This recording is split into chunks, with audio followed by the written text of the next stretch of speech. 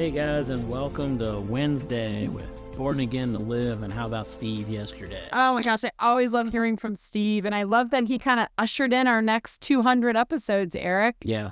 He's the one who started us together in the work that is Big Blue. Yeah. So without his vision of Big Blue, we wouldn't be sitting here today because I wouldn't know who Amy was. Because in no way would mine and Amy's paths ever cross. No, absolutely. There's no chance of it that we would cross paths until this little spot. I know, I'm trying to think, like, I don't farm, I don't do barbecue. Yeah, I mean, most of what happened is if I catered an event that Amy was at. Yeah, maybe. That's about the best I could do. She knows people who get married. I don't know. I would have to do the wedding. Yeah, it's awesome what God does, and you find your people, and I think that is that unintended or you don't realize that, when you hear about God pruning your life and taking people out of your life, sometimes you don't realize who he's going to put back into it, and then you just can't imagine life without your Big Blue family, your Christian family. Like, it's just, he does some amazing things. All right, well, so what are we doing today, Eric? A little side trail, I guess, we had dinner and discipleship last night, which this is a Wednesday, so technically it would have been, a week and a half ago. Okay. So 10 days ago, 10 days ago, we had dinner and discipleship, and we were talking with the kids about the J. Morgan discipleship series. Mm-hmm. And we're currently in book 3, Growth. Okay. And some of these kids have actually done most of the books from 1 to 3. And I told them last night, if you haven't really taken any serious and you're kind of lost, go back and start with identity. Right. Because if you haven't figured out who you are, you can't grow. Right. If you haven't figured out anything about who you are, you're not going to be able to fix your relationships, be fulfilled, grow, any of that. You got to start with day 1 and work your way up to where we're at. But we are in book 3, and in that book 3, there's a section that is called God's Intervention. And it got me thinking about, we always talk about prayer and prayer life and intimacy with God. And it's interaction with God that we do. And what got me really thinking about this was that on day 12 of this book, it talks about the reason that we often don't get what we want or get what we need is because we don't ask God for it. Right. Simple as that. Like, we don't involve God. We think, let's do it ourselves, which is the DIY life. Yep. Yeah. So it kind of got me thinking about what we talked about with the kids last night. And it's like, you know what? That's worth for everybody because I got something out of it and I'm the one doing the teaching. Right. So anyways, on day 12 of book 3, it talks about involving God and why we have to ask God into intervention in the situation. Mm-hmm. And I was giving the kids kind of the example of, if you don't know if you're trying to fix something and you don't know how to fix it, you got to ask somebody how to fix it. Right. And sometimes you may be having a problem and you don't know how to fix it. You got to ask God, how do I fix it? And you got to ask him into the situation. But most of us tend to not do that until last second or last thing. Amy told the story about the guy looking for his cell phone and it took him 30 minutes to ask God. Well, he's a preacher. Yeah. It shouldn't take that long to ask God. Sometimes it does. It does. Yeah. The things that the things that we think we can just do ourselves, right? Like, well, I want to make it and this test, so I guess I just need to study. Like, no, ask God for wisdom, ask God for clarity, ask God to clean out your mind so you can study better. Like, involve him in every step of your life. Yeah. And part of that is that the book talks about not asking just for your needs. Right. But it's getting into prayer and talking to God and thanking God and just talking to him about your life and not just being, God, I need. Mm-hmm. Which I hear so many people when they pray is like, Lord, help us to be safe. Lord, keep us protected. Lord, heal whoever. God, Lord, do this. Lord, and it's a list of needs, but it's not like, God, we know you are powerful. We know you are the mighty healer. Would you interact in this situation? Yeah. And I think when you go to the praise part of that, yes, part of talking to God is you're going to ask him for needs. Right. But there's also a part of just praising him, worshiping him, and knowing that you're having a communications with the King of Kings. Yes, absolutely. Um, well, I'm going to take a little bunny trail. May I, Eric? You can do that.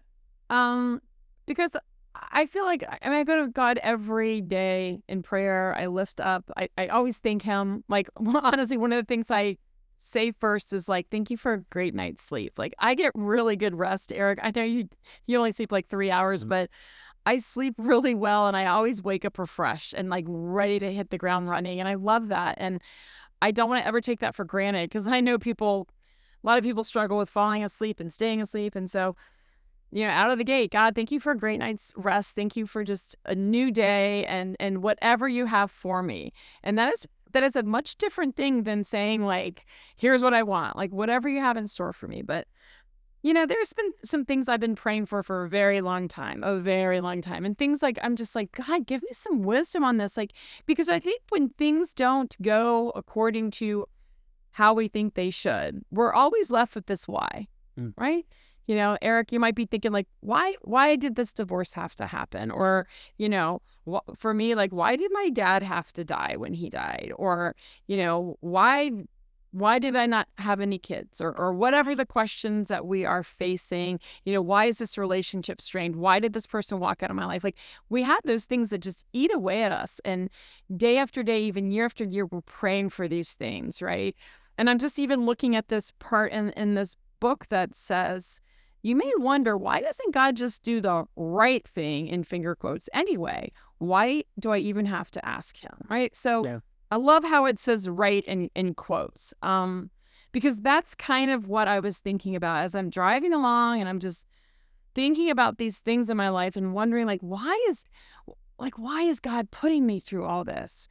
Then I started thinking to myself, well, you know what?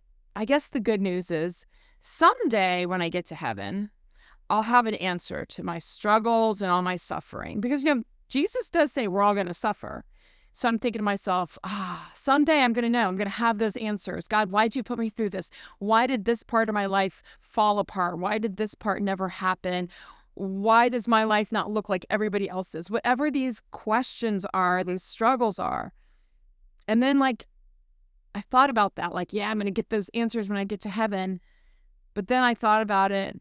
Or what if I get to heaven and it's so magnificent, I don't even care anymore. Like, it doesn't even matter what I went through. Like, and as Paul calls them, right, our present sufferings. Like, none of that is going to matter. All right. But then I kept going down this rabbit hole. It got me thinking about my present sufferings.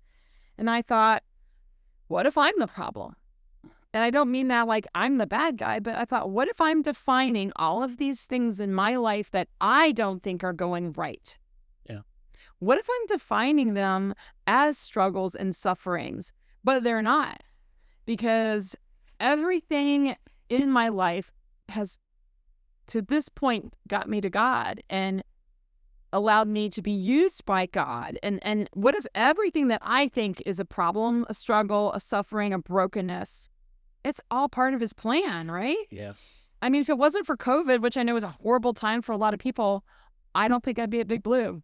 I wouldn't know you. I wouldn't be on this podcast. I wouldn't be able to impact people. So, and then I think about if I had that perfect wish list of a life, if everything I thought I deserved, everything I thought I wanted in life, if it was all right there in front of me, would I even know God? You know what I mean? Mm-hmm. I certainly wouldn't know him nearly as intimately. So that was kind of this whole thought process on why we think God isn't answering our prayers, but maybe he really is. Yeah. We just don't see it because we only have this one way.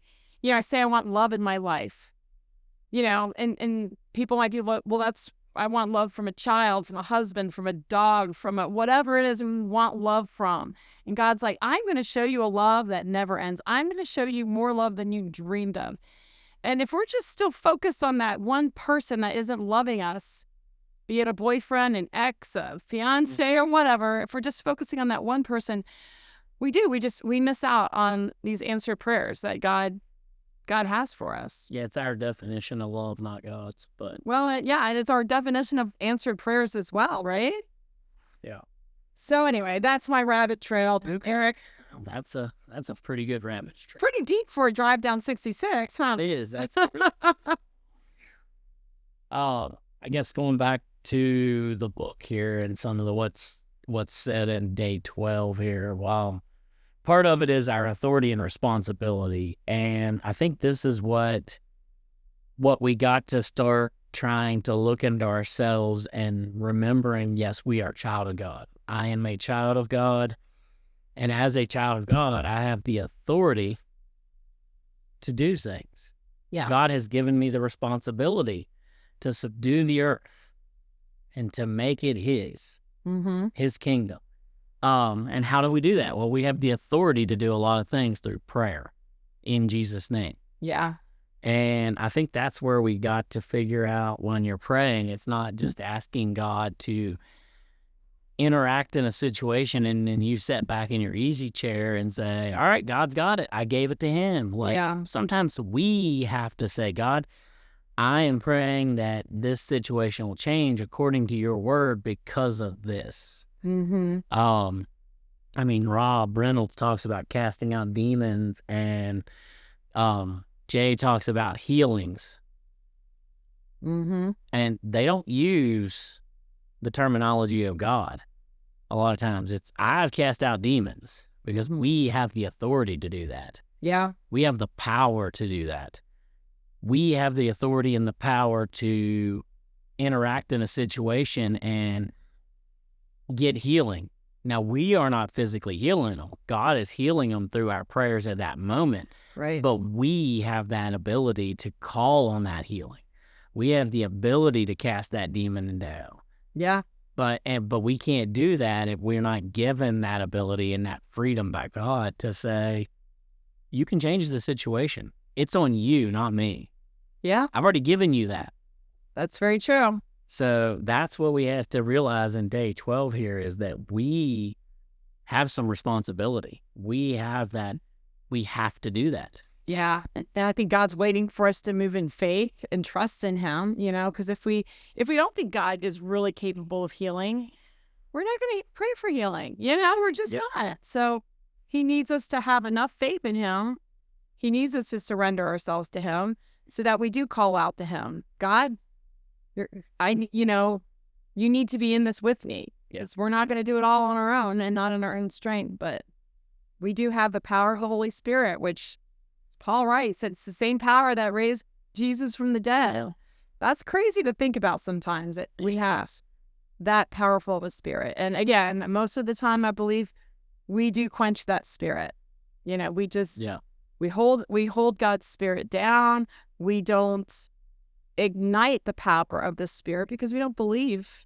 We really aren't aware and believe all that that the spirit can do. Yeah. Right? That's what's going on. So having said that, and knowing that we have the authority and the power to do things, when you're asking for them, you have to do them in the right attitude. Yes. You can't do things out of the selfishness of your heart or the desire for self-gratification or any of that. And God will know your heart. Oh, yeah. God knows your heart better than you want to know your heart.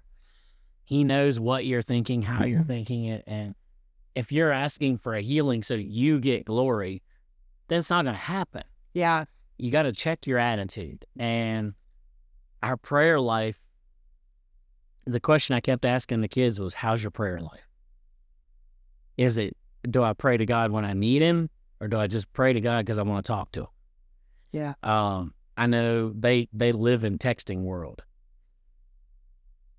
And I think I told the kids about 10 times last night that, do you text your best friend because you need them, or you want 'em.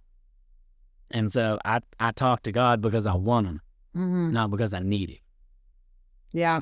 And again, it's an attitude. It's an attitude check. There's so many times that we come to God and say, well, I want this, or I need this, or whatever. And you don't.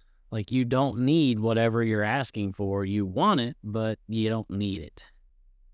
Yeah. Well, I'm going to read the verse from James 4, right? Verse 3. It simply says, when you ask, you do not receive because you ask with wrong motives, that you may spend what you get on your pleasures.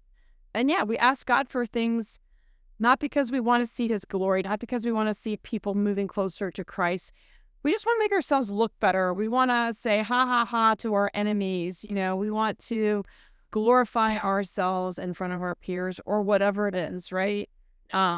We all have that selfish, prideful nature. We all have it. Yeah. But God sees right every time. Yeah, I mean, like, in all honesty, like, if Amy and I are sitting together and praying, and we're praying for Big Blue to get a windfall of money, is it because we don't want to have our jobs anymore? So we think, hey, if Big Blue gets this giant check, maybe we can take off and not have to work. But maybe God's plan is something different. Yeah. Maybe God's plan is that you're still going to work, but they're going to get that money through your work. Yeah. Or through, whatever means. So it sometimes we have to check our attitudes and check why, how, and where we approach the throne of God. Absolutely. Well, and we do pray for full-time ministry. We do. We are both praying for that. And I don't think that it's out of selfishness. It's out of our desire to serve more and our desire to be able to serve God more on a daily basis, because sometimes work gets in the way. Well, I think we're pulled in so many directions. I think you and I both come on Mondays where we just have this very clear-cut thing that we need to do. And we get our best work done when we are completely focused. And the rest of the time, our focus goes in so many directions. And yeah, how great it would be to only be focused on the work of youth ministry. I feel like I would be twice as busy as I am right now, but like in the best possible way. Yeah. All right. So the last thought before we wrap up today is just going to simply be, sometimes we need to wait. Yeah. And this is one I told the kids, that as a teenager, wait means no. Yeah. To them in their life, waiting means no. So I took my kid as example. If my kid comes to me and says, hey, can I go over and stay at my best friend's house tonight? And it's like a Wednesday night in the middle of the week, and there's school tomorrow and all this stuff, and you say, let's wait till another night. That's a no. Yeah. It's like, Dad, well, how did you do that? Why can't I go over to his house? Why can't I hang out with him? And if he looked at the situation from your view, this is how God works. God looked down the road and said, hey, there's a faculty senate day on Friday, and you could go over to his house after school and get 4 extra hours of hanging out time. So let's wait till that day. Yeah. But the kid sees, no, you told me no tonight. Where God just says, hey, let's wait. So sometimes we have to get to the point where we realize that wait is not no. Yeah. No's no. Right. God shuts a door, no man can open. Right. But if God just leaves that door cracked open and says, one day you're going to get there, but you're not ready yet. Right. Yeah. We have to trust him. We have to understand that that's what he's doing with it. We're not getting to the point of, that's a no. And so the book talks about a couple situations. Sometimes you need to grow up, and sometimes you need to slow down before God's ready to give you. Preach it, Eric. Yeah, I know. That didn't hit me hard when I was reading it last night. And I meant to slow down, not to grow up. But yeah, well, I'm sprinkling a little bit of both. More on that tomorrow. We're going to wrap up real quick. All right. We'll come back with childlike faith tomorrow. Oh, all right. That sounds awesome. I got a tidbit on that childlike faith thing that hit me over the weekend. Sounds awesome. I can't wait. All right. We'll see you tomorrow. Bye, guys.